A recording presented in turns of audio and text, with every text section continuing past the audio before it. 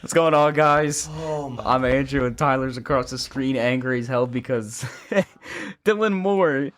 I just told him that Dylan Moore signed a minor league contract with the Phillies. He better not make. And he's this in the fucking starting team, lineup, dude. and he better not make. He this being team. the Mariners fan, he hates Dylan Moore. He better not have a good spring. If he has a good spring, he's gonna make this team, and everyone in Philadelphia is gonna hate him by frickin' May. I guarantee you, if he makes his team, everyone will hate him by May. He will be the next. Who was the guy a couple years ago?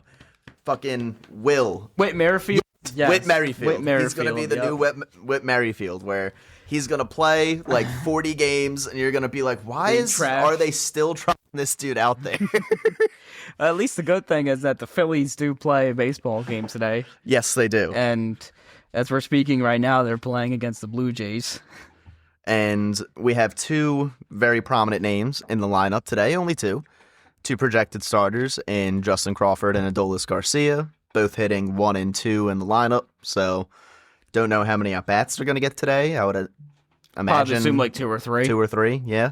Maybe Garcia gets one more at-bat than Crawford, potentially. But, I mean, other than those two, there's no other projected starters, unless you consider Otto Kemp to be a starter at somewhere. It's going to be nice to see Otto Kemp, yeah. So, but because he's going to be the platoon option. Yeah, and hopefully Dylan Moore goes 0 for 3 and strikes out 3 times, and hopefully he just goes like 0 for 12 with like 10 strikeouts, and the Phillies are like, all right, we've seen 4 games of you, that's enough. Like, I really hope that's the case. He's gonna have a fantastic spring training now that you say that. Dude, if he has a fantastic spring training, I guarantee to all of the Phillies fans listening, you will all hate him by mid-May. This is probably how Padres fans felt when they had Nick Castellanos coming in their ball club, and that dude worked like a. I watched a couple of his at bats yesterday, and he was able to he was working the count and stuff. I was like, what is this? Because there was like 3 sliders off the plate, and he just nonchalantly he changed his batting stance too. You know what it probably is? It's probably because their hitting coach played MLB baseball. Oh, yeah. Kevin Long didn't, so he didn't take anything Kevin Long had to say and actually implement it. He changed his batting stance, too. Like, he's not, sitting up there twirling his bat. He's, just a standstill. Yeah, you know how long Kevin Long probably tried to get him to do that? Probably 3 years. Yeah. And he never fucking listened. Oh, yeah, Steven Souza Jr., who's played baseball. So, I forgot. Since he played baseball, he has to listen to him, and he can't listen to Kevin Long. But here's the thing that, blows my mind. Steven Souza Jr., okay. Sure, he played baseball. Look up his stats. He was not a good hitter.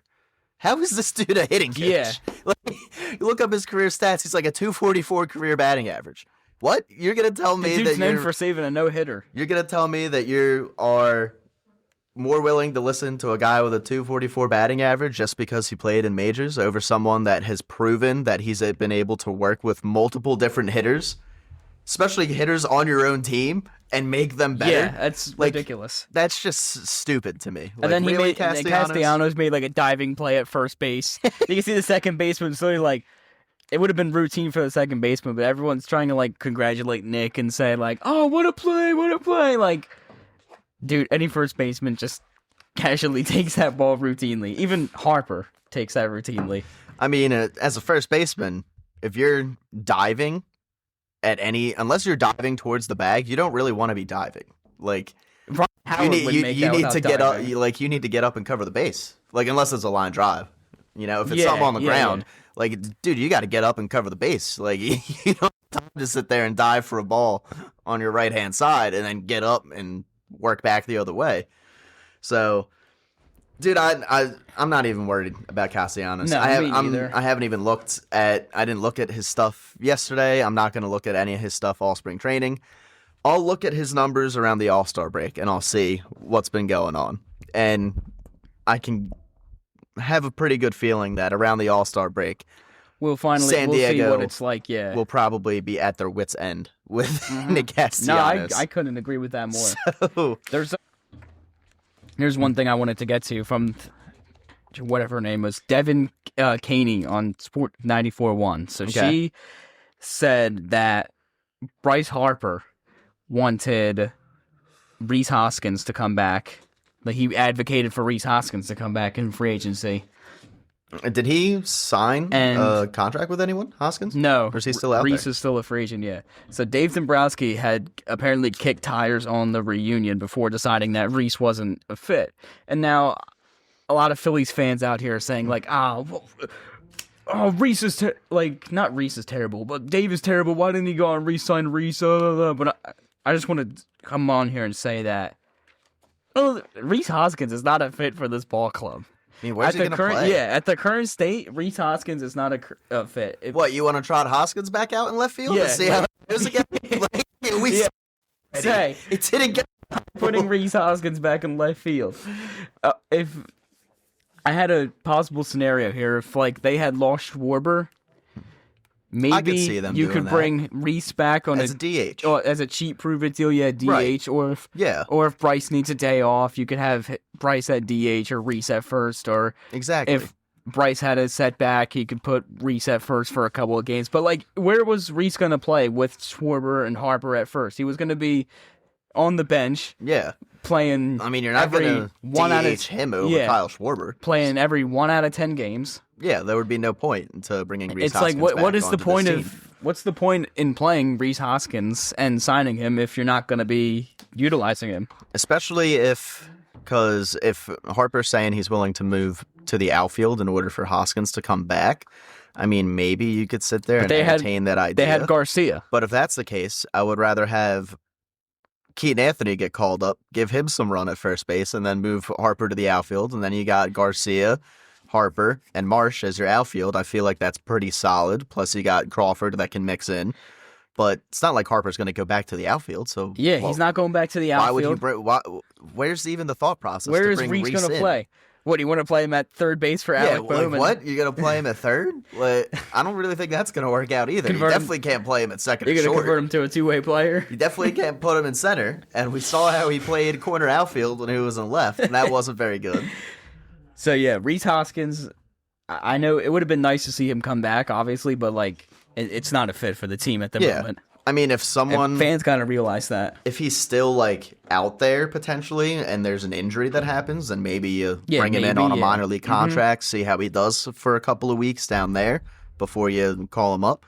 But if there's no injury, well, why would you sign Reese Hoskins as your backup first baseman when I've got a 24-year-old that's hitting over 300 in the minors? Exactly. In Keaton Anthony. Yeah. What would be the point? What is the point? In getting Reese Hoskins in the building? He's 34, right? Yeah, there's no point in Reese coming back to the team at the current state of the... I would rather have someone get called up that's 10 years younger that actually has some sustainability with this team. Exactly. Other than someone that's like, oh, well, I'm here for 1 year and then I'm going to retire. We don't need this team getting older. We need this team getting younger, ladies and gentlemen. Well, the next thing I wanted to say was the Harper thing. How he said that was wild, what Dombrowski did say about him, and that, like, how he was told when he signed here that all of his things would be kept in-house, and then Dombrowski just says, like, oh, I don't think he's going to be elite. I think he's guard, but I don't think he's going to be elite. And then he's wearing the not elite shirt. So obviously, it sparked a flame inside of Bryce, seeing all this criticism, especially from 94-1 too, because they can't freaking stand him. Seems like they want him traded. They want him traded as much as Hurts. I mean, it really,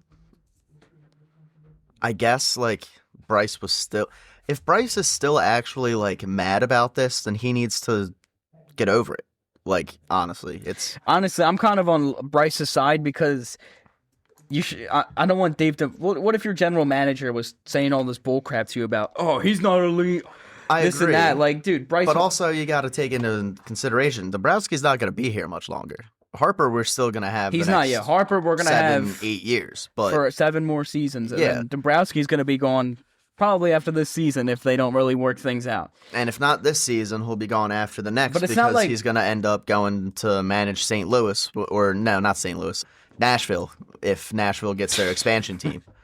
Well, the MLB is planning to expand in 2028. He can sign Max Kepler to a 1-year contract in Nashville. Well, he's actually like one of the leaders to, like, you know how when there's expansion, they have to put together like a council. Yeah. Like he's the head of the council for Nashville. Because I think that's where he lives. He lives over in Tennessee.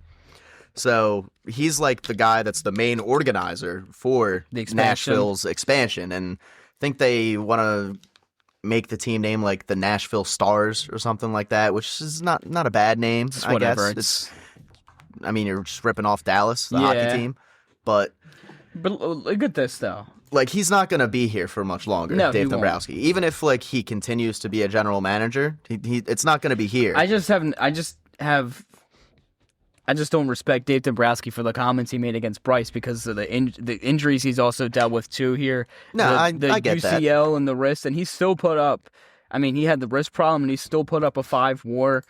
He gets MVP votes in 2024. He come back from Tommy John surgery and still placed 12th in MVP. Dave's not talking about 2024. Dave's talking about 2025. All right, but still, like, people were calling Bryce Harper overrated when he came to Philadelphia. And look what happened. People are always going to call players MVP. overrated, but there's still life left in Bryce Harper. Oh yeah, there's no, and I think that Harper is going to have a fantastic season. Me too. Yeah.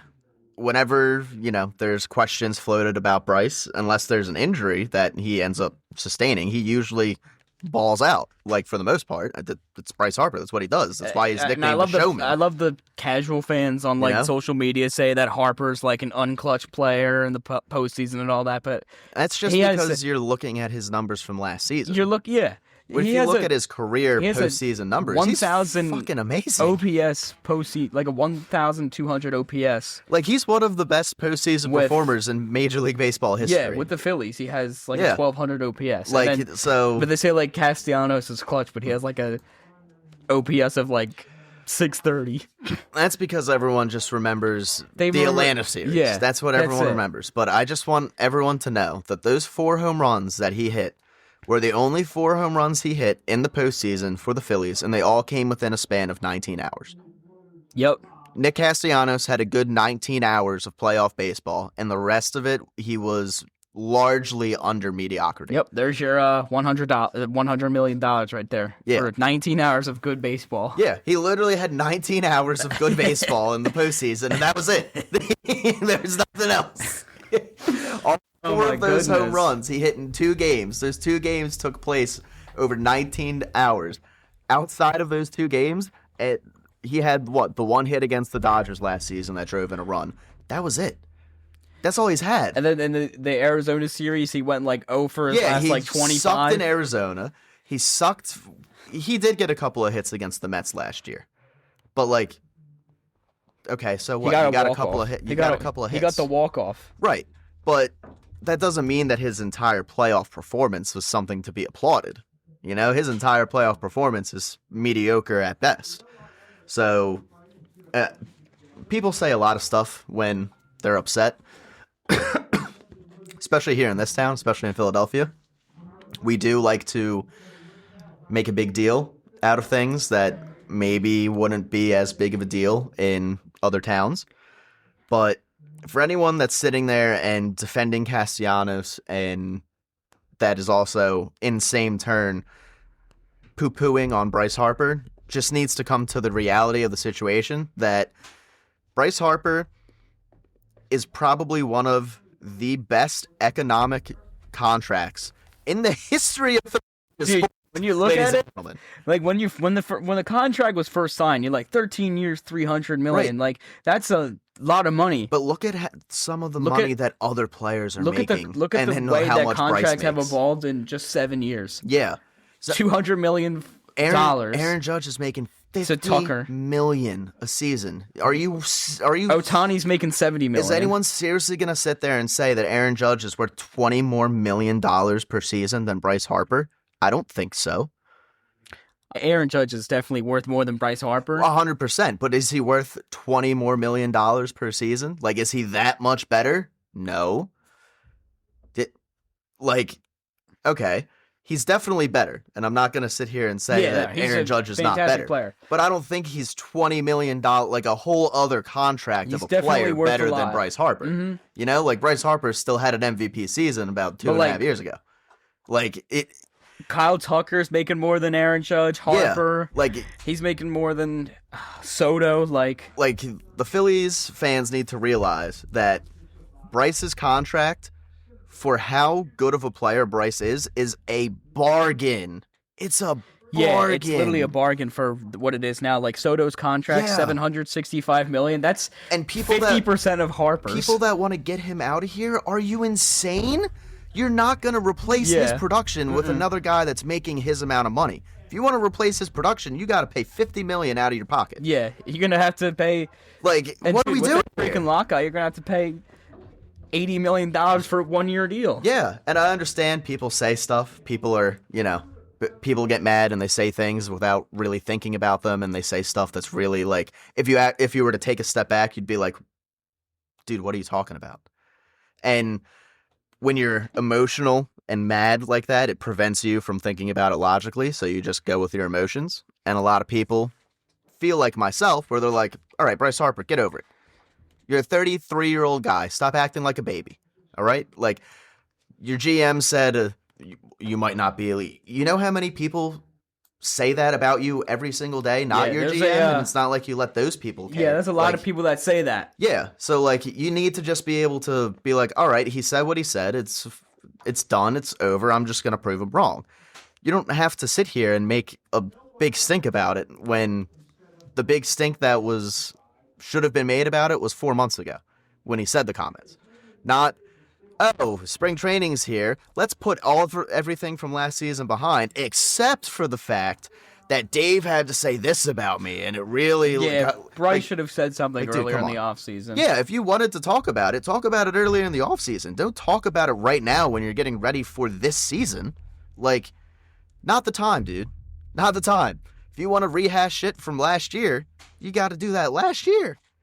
It's not like I guess it's different when you hear players who retire and then they go on some podcast and they say they had some type of disagreement or something with the organization. Right, and that is all well and good because they're retired. They can't, they're not going to come back and say, no reporter's going to go up to a current player on the Arizona Diamondbacks and be like, oh, so you know that thing that Richie Sexton said back in 2000? No one's going to, no one's going to ask that question. Yeah, no one's going to care or remember. Yeah, no one's going to ask that. So the fact that, he felt the need to bring it out again, especially when, if you listen to that interview, he's not asked about it. He just starts talking about it. Yeah, he started talking about it. He just starts talking about it. It's not like he was asked. Yeah, and it's he not could like, be do like, you know the comments from Dave Dombrowski? I was just answering a question that was posed to me. No, you weren't, dude. You just started going off on a rant. So I don't know if he's had these. He must have had these thoughts in his head forever then. Yeah, so since it was announced. Exactly. So why not just put it on TikTok? Yeah. Put it on YouTube. I know, I've seen you. Bryce Harper has TikTok. Yeah, I know you have Instagram. I know you got TikTok. If you really wanted to say all this, guess what? You had 4 months to say it, and you decided to hold it in up until spring training starting, and you want to be a distraction now to everyone that's in the clubhouse? That just seems a bit... Yeah, I honestly... come on, dude. You're 33. Really... Grow up a little bit. Mm-hmm. I understand you've been in the limelight since you were 16, but, you got to grow up a little bit, dude. It's just one person's opinion. I understand that one person's opinion is technically your boss, but do you think that if a lot of people at their boss, you think that everyone's boss has glowing reviews to say about their employees? There are plenty of employees that have criticisms bestowed upon them by their boss. They don't feel the need to go out there and attack their boss. They're not going to say in a press conference. No, they just know, all right, this is something I got to handle. I got to do it. If I don't do it, then my boss is going to get on me for it. Yeah. That's the way that work goes. If you were supposed to do something or you're expected to do something and you don't do it, your boss is going to be like, yo, what the hell happened? That's exactly what happened here. Bryce, you were expected to have an elite season. It wasn't elite. What the hell happened? Yeah. You can't really, you can't really, you can't say, oh, I didn't try. Oh, I just didn't, something was off, obviously the wrist. Right. So you can't say oh, I just didn't try. Yeah, and it just wasn't my best season. Do you really think Dave Dombrowski is going to hold it against you forever, dude? If he has a good season, then he's going to be Dave's not going to care about the season then. So why are you worried? They're going to hold those conversations. they're going to put it to rest. It's just the whole situation from both parties involved seems like a fucking high school drama play. And it's like, Dave, you're 74. You need to get your act together. Yeah, it's and like Bryce, it's you're 33. School, yeah. You also got to get your act together. 40-year age difference. I know. Like you're both full-grown adults. Why are we hashing shit out like we're in fucking preschool here? It's ridiculous. Like, all right, here's your Phillies update. How did Garcia do? Did he get a hit? It's Crawford. He got a double. Hey, there we go. Lead off double for Crawford. Did Garcia bat yet, or is he up right now? He's up right now. Hey, there we go. Well, here, since we're going through for spring training, let's highlight some of the guys that you're not going to see in spring training because they're going to be playing in the World Baseball Classic. Harper. And there's actually a lot of players that I didn't realize. Just go through these really quickly. So Harper, we got obviously 17 people, which is pretty decent number. Phillies are bringing a lot of prospects though. Only 4. I mean, there's only 4 prospects, so the other 13 are starting Harper, players. That's kind of crazy. Schwarber, Keller, Nola, Christopher Sanchez, Rojas. The fact that Rojas is on the team to make That's crazy too.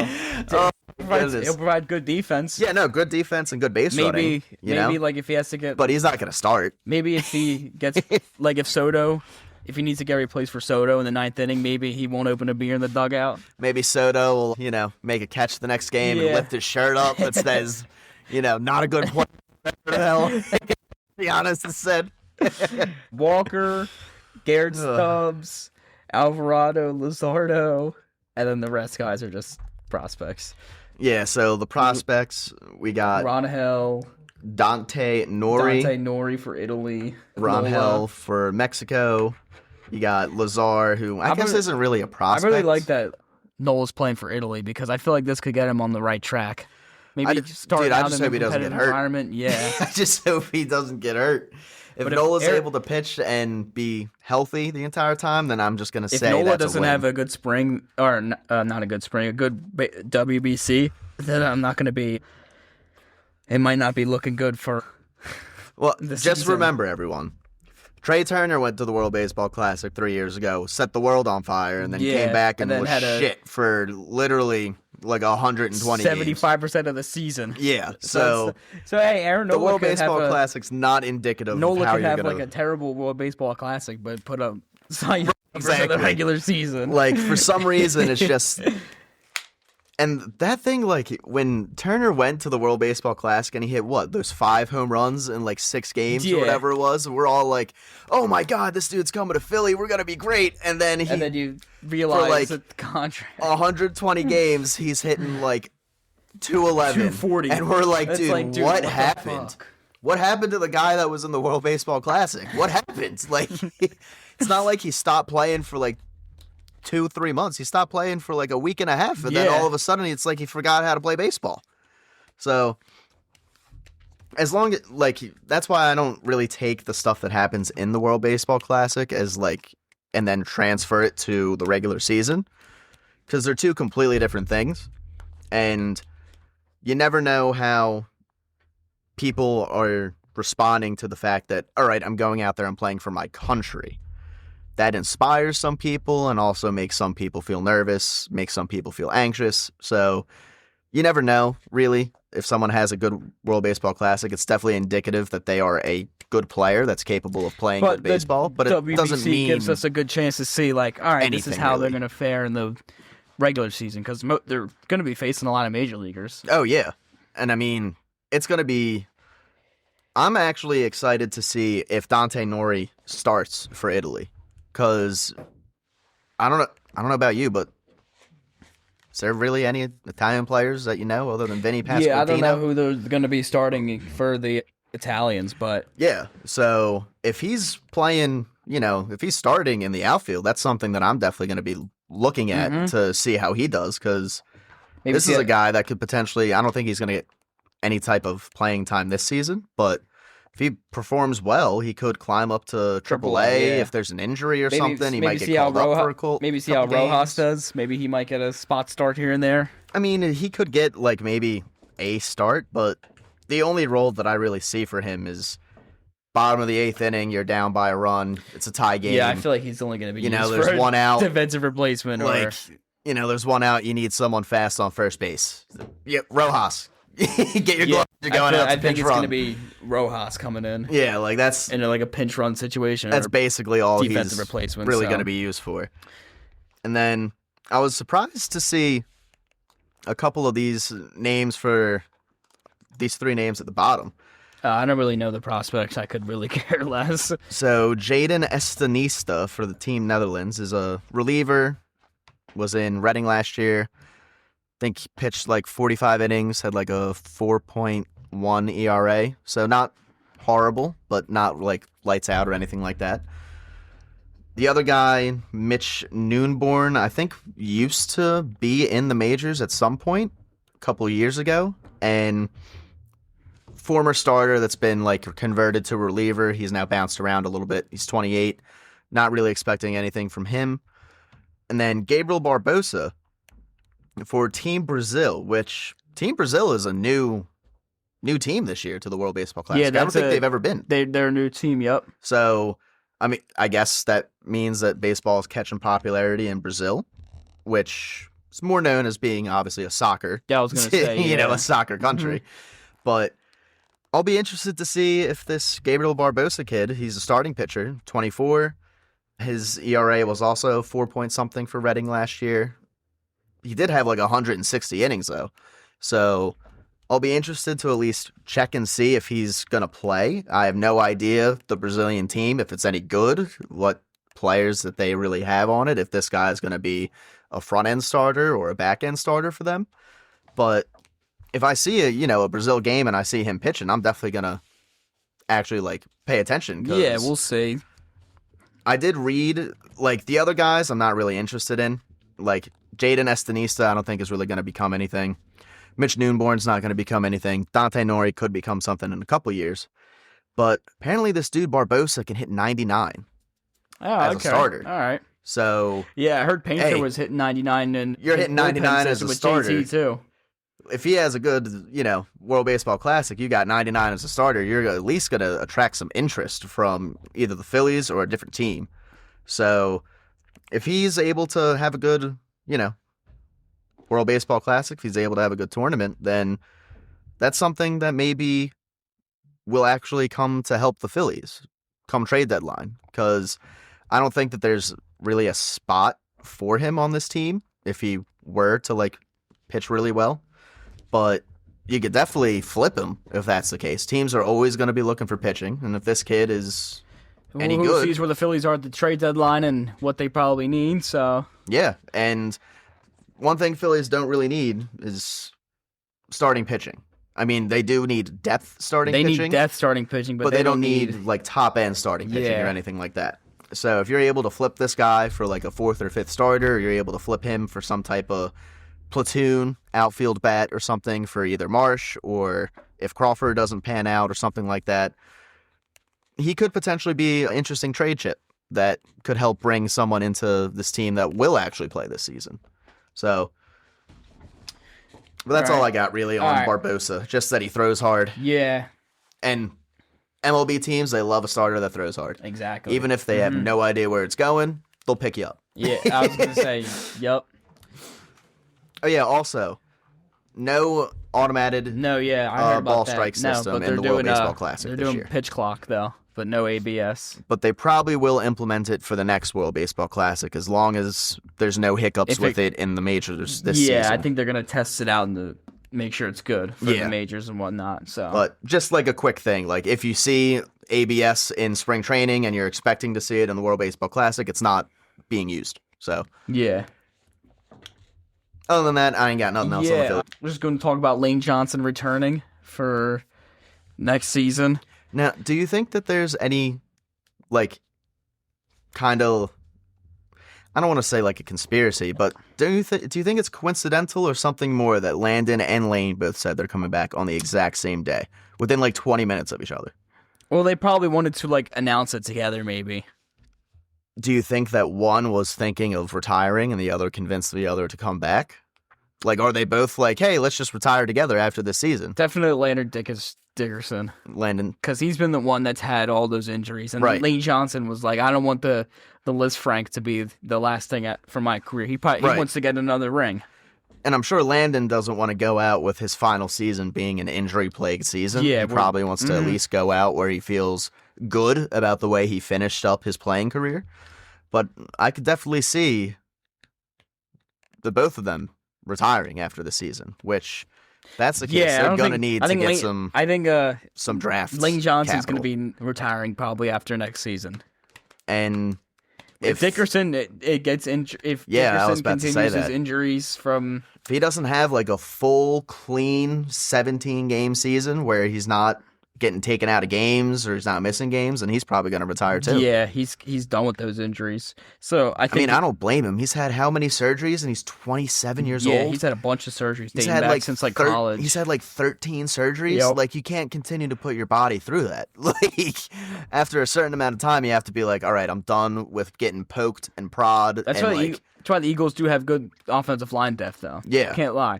And they might, I don't know if they're going to go with an offensive lineman or a defensive back or a tight end. It just really all depends, who they're going to be able to get in the free agency period. Because if, they don't have Dallas Goedert, if they lose Dallas Goedert, then they're probably going to be drafting the tight end. If they are able to get Dallas Goedert, they should still probably draft a tight end. They should still probably draft a tight end, but maybe in the later rounds. Yeah, not in the first round, but offensive lineman in the first round. If they lose Reed Blankenship, maybe they go for defensive back and an offensive lineman. Yeah, a lot of it really all depends on the free agents that they have at the moment. Who's coming back? Who they're going to be able to afford to bring back? And I heard a lot of people saying, they should bring Mekhi Becton back because he's getting released. And I'm like, well, this guy was nothing without Stoutland. I mean... Now he's gone. You could try to do that, especially because he's probably going to be like a veteran minimum contract with how poorly he played last year. So it's not really like it'll cost you a lot. And if you want to take a flyer on it, potentially, I wouldn't be mad at it. But I don't really think that Becton's going to get anything more than $2 million probably. Yeah, Becton will be getting nothing. He was a guy that got cut last season. So he's not going to get some big money contract or anything. Yeah, Mekhi Becton ain't getting anything right. So I wouldn't be mad at it if they were like, oh, let's bring him in on a $1.2 million contract. All right, that's not preventing you from signing anyone else. So yeah, you're going to have plenty of cap space. One thing that I at least want to see them bring back Blankenship. I know most people would probably say they'd rather see them bring back Nakobe Dean over Blankenship, but they've got good linebackers already. They've got Campbell, they got Bond. I was going to say, if we're being realistic, then they got Trot Jr., Nakobe Dean is probably going to be leaving. Well. And Nakobe Dean's going to cost another type of linebacker contract that's going to look pretty similar to Zach Bond's. I was going to say it's going to be like Zach Bond, and I don't think the Eagles are going to be willing to pay that. Well, that means the Eagles would be $35 million to two linebackers? That's not just realistic. Mm-hmm. So probably Nakobe Dean's going to be gone, and honestly, I think it's more important for them to get Blankenship. Maybe they have, because you have Dean, you have Bond, you have Bond, you have Campbell. Mm-hmm. Maybe you could get something out of... I mean, you got Trot Jr., who has played pretty good on special teams, and... Everyone loves to talk about his football IQ, and he's always in the right position. You could use Jalix Hunt, too, as maybe outside linebacker. But it's definitely more the weaker position, I think, is safety. Yeah, safety. If both of them were to leave, which position group would be in a better scenario to step up? Probably you have the Makuba, linebackers. Who's injured. Who's injury prone. You have Blankenship, who's been a consistent safety. You got Sidney Brown, who hasn't been able to stay on the field. Yeah, you have Sidney Brown, who's always injured. Yeah, he has shoulder problems, leg problems. Safety's another area that the Eagles need. Yeah, and if it's between keeping your starting safety from last year or keeping one of your starting linebackers... I'm going with the safety. I'm going with the safety, too. Yeah. Even though we can both sit here and say Nakobe Dean is by far and away the better player. I think, at least. Nakobe Dean is far better than Blankenship. It's just there's too much depth that he's right. Let him walk. There's you feel competent. I mean, you feel confident in his replacements being competent. Whereas with Reed Blankenship, You don't have that same level of confidence in Sidney Brown or Andrew McCuber. It's kind of like Rangers Suarez, where it's like there's too much pitching depth with all the guys we have and the prospects. It's exactly. Well, we'll just let you walk because we're not going to. You'll make really good money. Yeah, and that's going to be the same with Nakobe Dean. And honestly, do they really need to have a second linebacker that is making $20 million or $18 million a season? Yeah, probably not. No. So you could go out there and get a pretty solid replacement for him, probably for $10 million. I want to say you're saving yourself $8 to $9 million. Yeah, we could definitely get a really good linebacker. I mean, look at what we got for Zach Bond, league minimum, and look what he earned. Yeah, so there are guys that are out there that you could definitely identify. So Nakobe Dean probably leaving. I would love to see them bring back Reed Blankenship. And the A.J. Brown thing, still don't really know whether or not he's going to get traded, if he wants to be traded, if he wants to stay here. In his podcast appearances, he's said all the right things. He's said that he does want to be here. He wants to continue playing for the Eagles. He winked at the end of his podcast, and then he said he was trolling. Well, here's the thing is with that is it's not like it's live. It's produced. You have no idea when he actually winked at the camera. Yeah. It could have been that he winked at the camera when he first showed up and they produced it where he winked right after they asked that question. Or we don't know,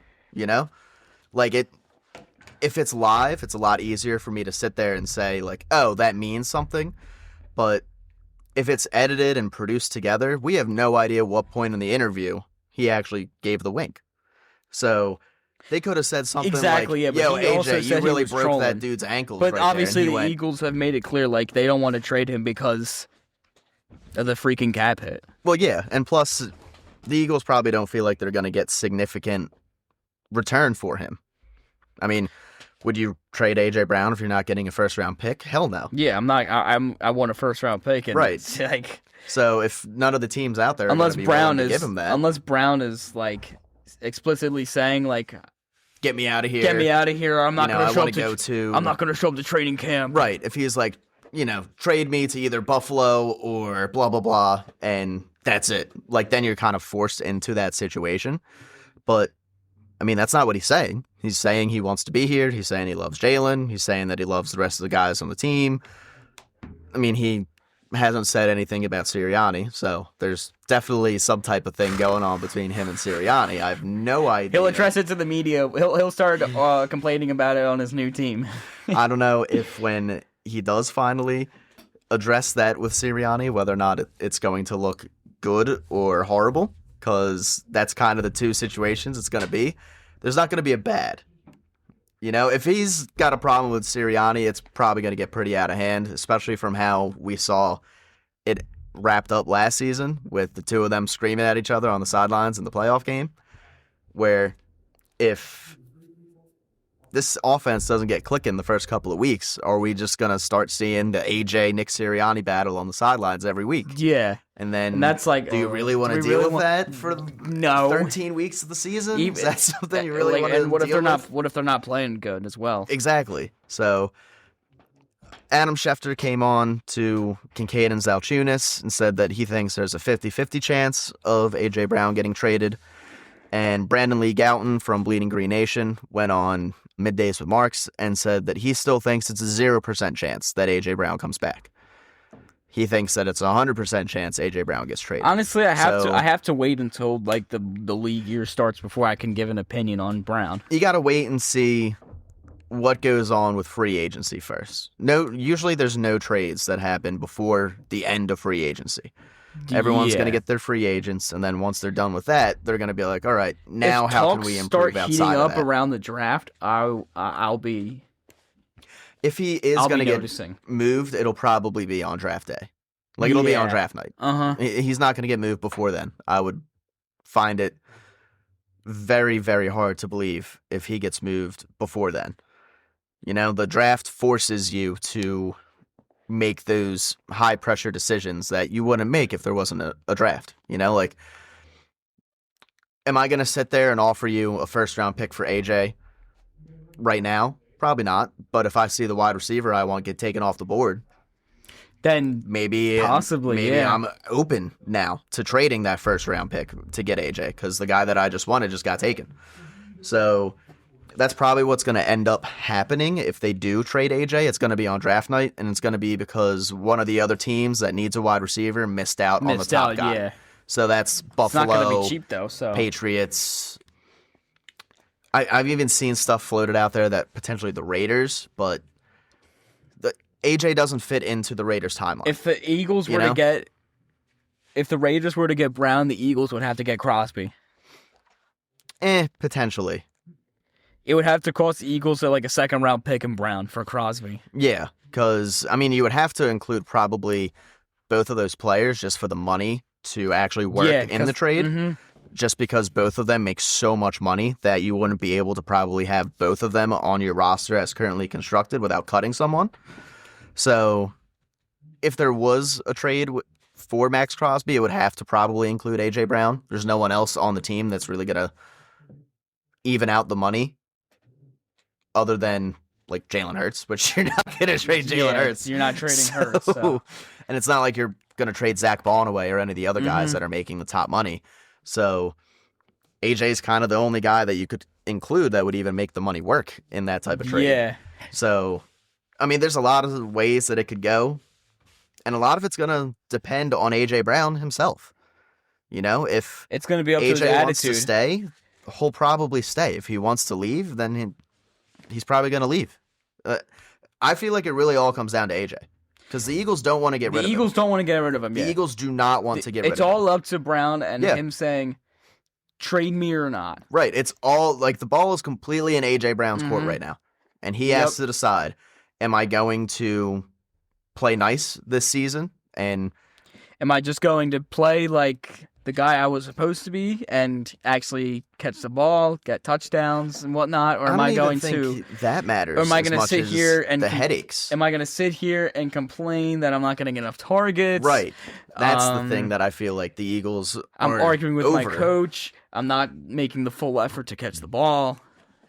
Yeah, there were a couple of routes that you saw him run where it just seemed like he was not running as fast as he possibly could have halfway into the route. In the game against the 49ers. Like, it's just unacceptable. Yeah, and that's one of the reasons why A.J. Brown could 100% be gone, you know? Like, we know that the Eagles don't want to get rid of him. It's all up to whether or not A.J. Brown wants to stay and shut up or if he wants to complain. Like, if the Eagles come to him and they're like, yo, we need to know, like, right now, are you going to sit there and make a big deal about stuff after the games on Instagram or Twitch or Twitter? Because if that's the case, then we're going to let you go. But if that's not the case, then we want you here, and we want you to be part of this team. We just want you to actually, I don't know, act like a professional and not sit there and be a baby on Twitch and be like, drop me from your fantasy team. It kind of seems like it's kind of like a world where it's, like you said, it's up to AJ. Yeah, it's 100% up to AJ. Mm-hmm. And if AJ wants to stay, he will stay. So, but we'll find more about it though once the draft rolls around. Oh yeah, once the legal tampering period comes and you start seeing those flurry of moves around like the second day, especially if you start seeing that wide receivers are going places and they're not going to Buffalo or they're not going to New England, then it definitely opens up, I think, a spot for AJ. Probability that AJ gets traded. Because one of those teams is going to be desperate, you know? Like, if you're the Bills and you have Josh Allen and you're Bills management and you sit there and you're like, Kansas City's not the top dog anymore. Are you serious? Like, the Bills... Do I want to lose my spot to the Patriots? The Bills could have had a legit wide receiver one in Brown. But they trusted Shakir and Cookies Keon Coleman, and look what happened. They literally had to sign Brandon Cooks. Yep. Because they had to bench Coleman for like 3 or 4 games because he was, for what, conduct detrimental to the team, right? So whatever the hell he did, I don't know what the hell he did. But, I mean... If you're getting suspended by your own team for 3 games, it must not have been good. Or someone gets Tyreek Hill because he's still a free agent too. Yeah, but he's not going to be ready to start the season. I don't think He's not, but he'd be cheaper than AJ. Yeah, but still, you're signing someone theoretically for half the season. He's probably not going to come back till like week 9, week 8 or week 9, I would assume.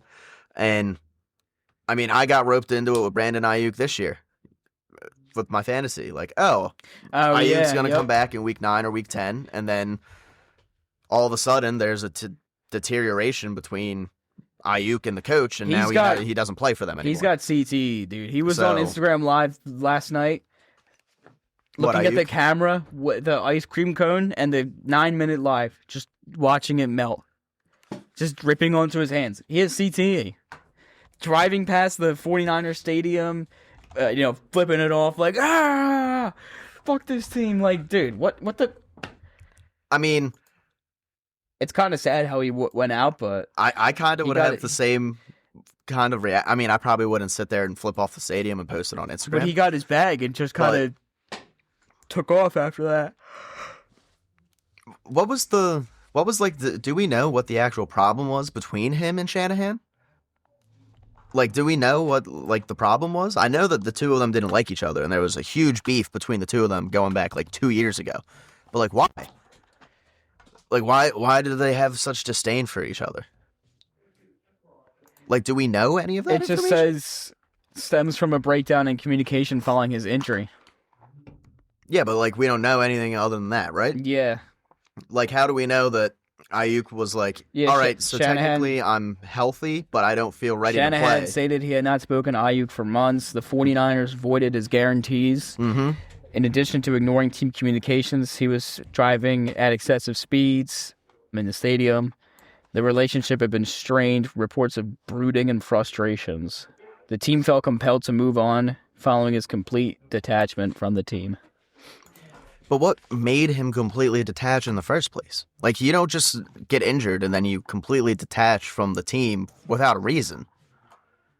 Like, that's the only thing that... Because you're right, Ayuk does look like he's the crazy one in this scenario. Really it just doesn't make any sense to me. It doesn't really say. I don't know what they... There had to have been something that happened between Ayuk and either the organization or the head coach that made him be like, all right, fuck you guys. I'm not even going to come to be around my team. Like, I've never seen anything like that before. Clue. You know, like, have you ever seen someone, like, returning from an injury that just completely disenfranchises themselves from the team that they're on? It just says that he ghosted the team. I don't know why. Yeah, like, there had to be a reason. There's a reason, obviously. Yeah, there has to be. You don't just ghost the team. Yeah, like, it's like, especially all the players, too. Like, what do the players do to you? Like, the players, like, beat up on you in the locker room or some shit? We know he has CTE, but, like, damn.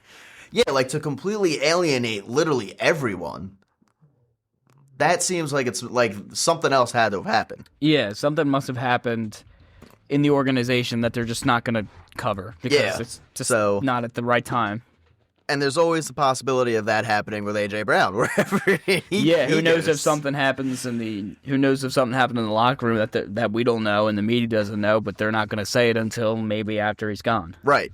Yeah, we'll find out what happened between Ayuk and the team once Ayuk signs with another team. If he retires. Yeah. Then we'll find it out. But, like, that's just crazy. So, it is. There is the possibility that Tyreek Hill could potentially come back, or there's the possibility that, hey, we all know Tyreek Hill is a bit of a, hothead, right? He's someone that... I think Tyreek Hill's still going to come back. I think he will as well, but... That's another guy that I could see going through some type of situation where it's like, oh, well. Because, like, what if the thing with Ayuk was, we want you to come back and play and you're ready, but we want you to have this specific role when you come back? Or something like that along the lines of Ayuk's now like, wow, you're going to disrespect me like that after I've worked so hard to come back from this injury? Like, fuck you guys then. Well, it's not even like he worked hard. He just left the damn team. Well, I mean, he may have worked hard to get back to full strength or, like, to get back healthy. But it's just stuff like that you would never know that could easily prevent certain teams from being like, oh, well, that's the case, then no, I don't want to sign, Tyreek Hill, or I don't want to trade for A.J. Brown. Because there's a whole bunch of stuff that these wide receivers do. It happened with Gardner Johnson. That's why the Eagles traded him. Yeah, that's why he ended up on 4 different teams last year. Yep. So if you're a headache to everyone within the organization, doesn't matter how good you are, you're going to wear out your welcome. So if A.J. Brown continues to be a headache and continues to just cause off-field distractions, it doesn't matter how good he's going to play on the field, Eagles are probably going to look to get rid of it. So it really all comes down to, will A.J. Brown just play and shut up? Yeah, that's basically the question of the offseason. Yeah, if he'll play and shut up, the Eagles would love to have him. If he'll play but he won't shut up, then the Eagles are probably going to get rid of him. The Eagles are going to be sending him on his way. Yeah. Take his dues. And then is there anything else on the Eagles you want to touch up on? No. Or you want to head into the...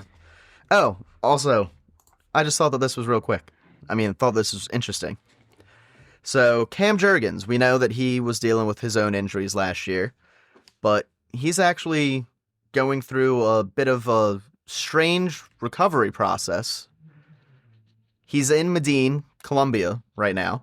Oh, boy. Getting stem cell recovery. What, so he can be bottom 15 center instead of a bottom 25? Now, apparently, this is the same type of recovery treatment that Kobe had when he tore his Achilles, and why he was able to come back. Okay. Was he took place in this stem cell recovery, where basically, if you don't know how it works, doctor will basically take your blood, right, in like a syringe, and then they spin it, essentially. And the rapid movement causes plasma to develop within your blood. And then, after that plasma has been created, they re-inject you with your blood to basically give you a whole new wave of plasma. Yeah, I see it right here. And that's supposed to really help with tissue growth and muscle growth. It's supposed to do a whole bunch of stuff that is really essential to your muscles repairing themselves and your tendons and your joints. And Kobe Bryant had even gone on and said, if I never went to Germany and got that, procedure, I wouldn't have been able to come back and play. So Achilles injuries are pretty serious, especially if you are a basketball player. You have to jump constantly. Your Achilles is constantly under pressure, stress, duration, bending and snapping. Yeah. I didn't know that either up until they said something about it on the radio, and one of the guys on the radio was like, oh yeah, didn't Kobe have the same type of treatment? He went to Germany or something like that to get stem cell treatment, and then he came back and he had a fantastic season. So, if that's the case, that week, yep. Yeah, if that's the case, Cam Jurgens is going through the same type of recovery, or is recovery what you even call it? That's what the whole offensive line needs. Yeah, that's what I'm saying. Let's get all of them to go down to Medellin. Get them down there. But if Kobe at his age, he was 36 at the time of his Achilles injury, and yet he came back and was still dropping 20-something. That leads me to believe that, hey, Cam Jurgens is probably going to come back healthy and be a lot better next season than he was this year. So, we're also comparing two different positions in two different sports, so 100%. It's just I thought that was I was like, oh wow, that actually makes me feel pretty good about that he's down in Medellin right now, getting this procedure done, or what is it a procedure? I don't even know what to call it. I guess you could call it a procedure. Yeah, is it a procedure or a treatment or whatever? Yeah, treatment, I guess. But hey, if it was able to get Kobe to come back after 9 months after tearing his Achilles, I'd say that Cam Jurgens is worth a shot. Yeah. So, all right. Yeah. Just one last thing I wanted to touch up on before we move to the Sixers, just because I felt like that's something people would probably be interested in. Yeah.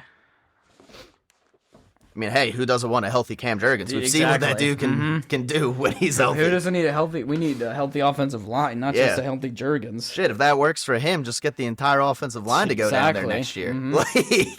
Telling me that Landon Dickerson couldn't, benefit from a little plasma injection? I feel like he could. Yeah.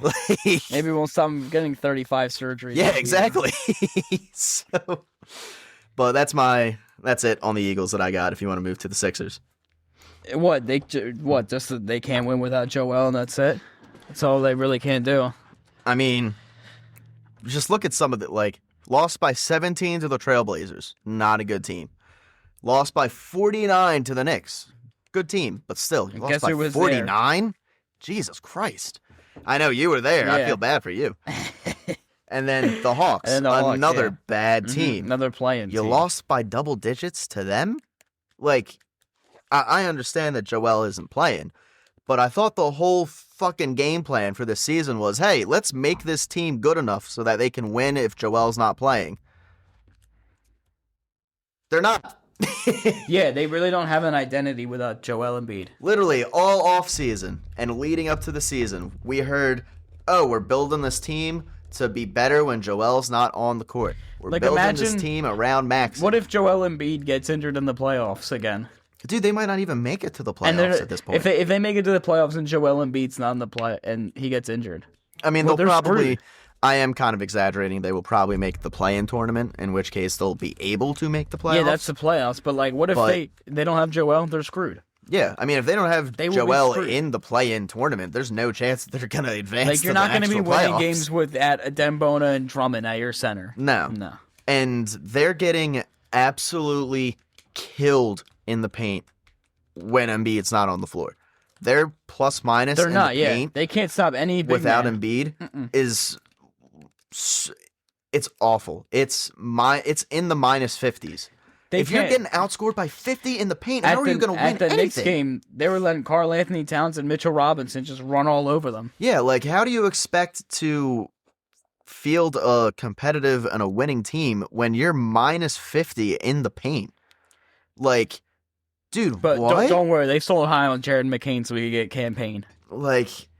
And I sat here and I was like, losing McCain's not that big of a deal. Maybe it was. No, it was. Maybe it really was that big of a deal. This is not going to be a big deal. No, I really didn't think fucking deal. That it was going to be a big deal to trade away someone that was getting 7 minutes a game. But they have won 2 games since they traded him away. Yep, and he dropped 20, out of 11. And he dropped 21 last night. Yeah, so dude, I mean, I thought it seemed like it was logically a trade that made sense, but there must have been something in that locker room that trading him away really rubbed all the players the wrong way. Because now the past couple of games, I've heard people on the radio, people watching, questioning now just the effort of the players that are actually on the court, which was not in question before the trade deadline at all. And no, because Daryl Morey ruined this team. Honestly, I'm willing to sit here and say that I may have been wrong and you may have been right. Trading away Jared McCain may have completely just trashed the season for the Sixers, which I really did not expect to be the case. Yeah, but I did not expect that a team to crater. They don't have option off the bench now. Dude, the team has absolutely cratered since that trade. They really don't have an option, and then all we're gonna get is a first round pick in the 20 to 25 to 30 range. That's gonna be a Uber Eats driver in a year. I mean, potentially, yeah. With especially Paul George missing at least I'm done with PG, dude. 15 games. They couldn't even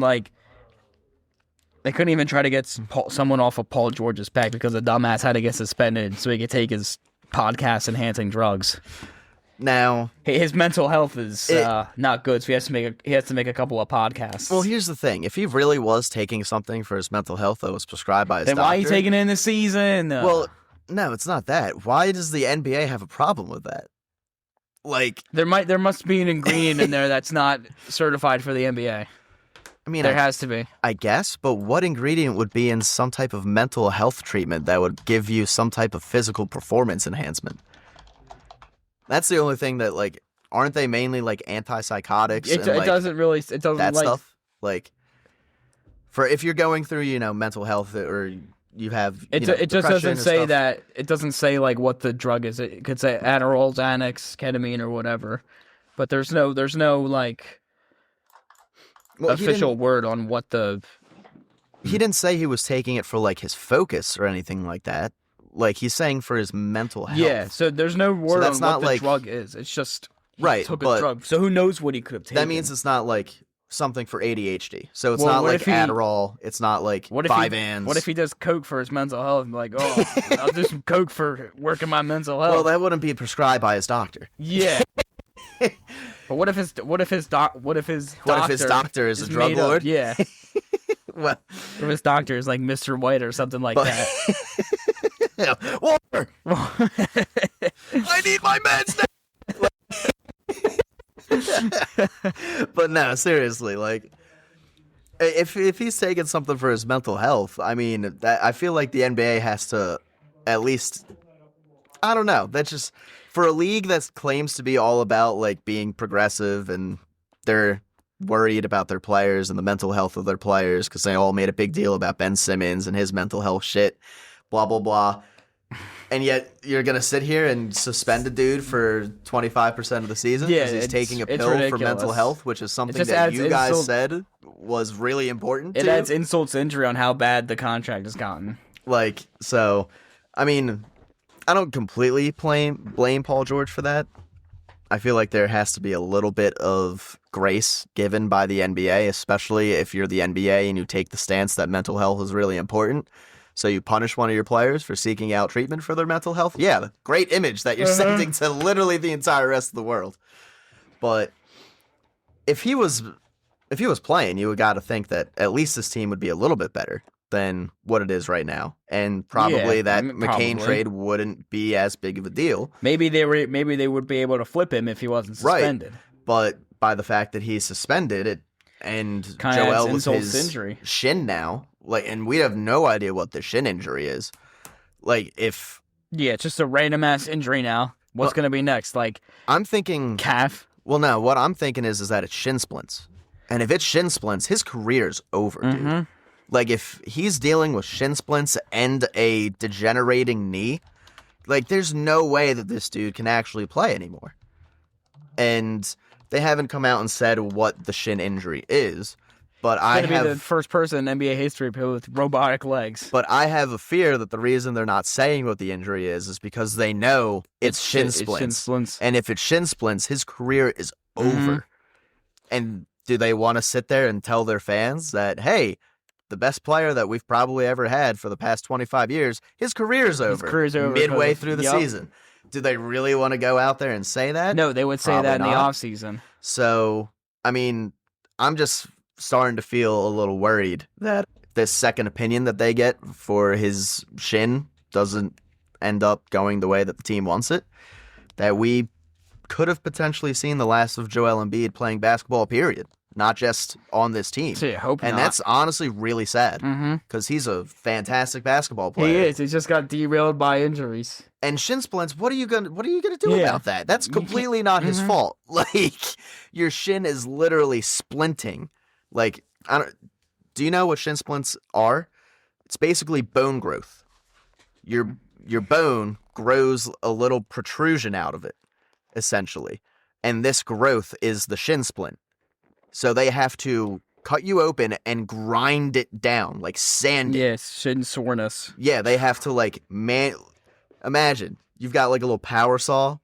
Someone's power sawing your fucking shin. Yeah, this is ridiculous. Your bone is growing uncontrollably. How is Joel supposed to do shit about that?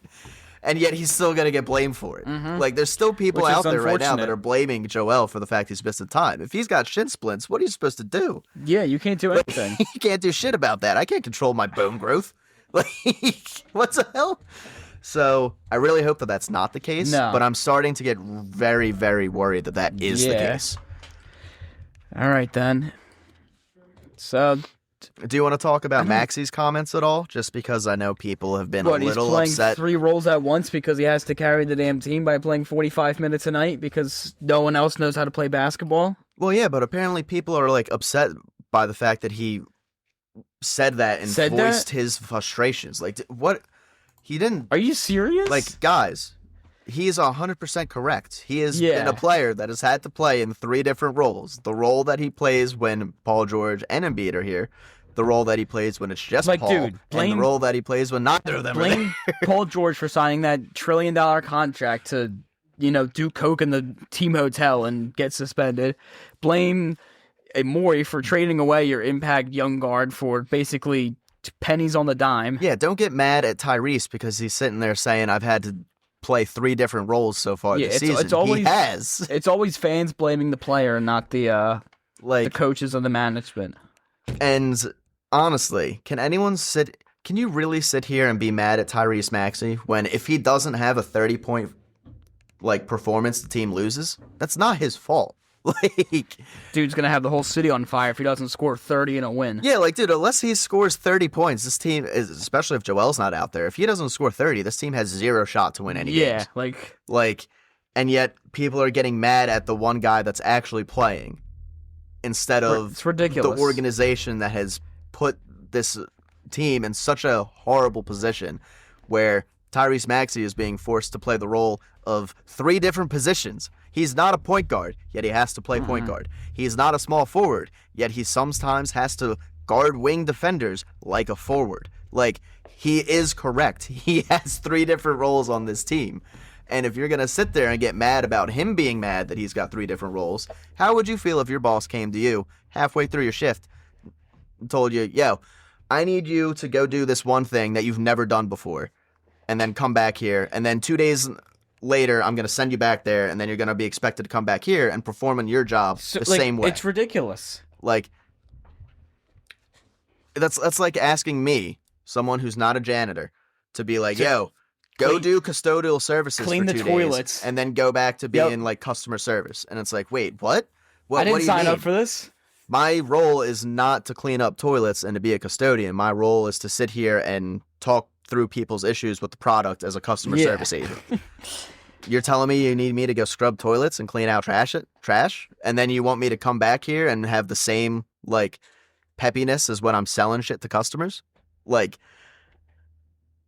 not the easiest thing to do. I think it's egregious, and that the fans are getting mad at Tyrese. They need to grow up. I agree. I agree as well. Come on, guys. He's already scoring 30 a night. He's already playing the most minutes out of any player in the NBA. Mm-hmm. What else more do you want the dude to do? Levitate? Yeah, what? Levitate to the net? Yeah, fucking fly down the court and dunk it every time? Yeah, what for that. What do you need? What more do you need from this kid? Exactly. So that was one thing I just wanted to get out of the way there, too. No. Come on, guys. I understand we're mad about the team, but, what the fuck has Tyrese Maxey ever done? Don't take shit out on Tyrese Maxey. It's literally the only source of joy for the fans in this city whenever they watch this team. Him and VJ. Yep. If you're going to start shitting on the guy that's bringing you joy, then what are we doing here? Yeah, pretty much. So, that was a lot we talked about.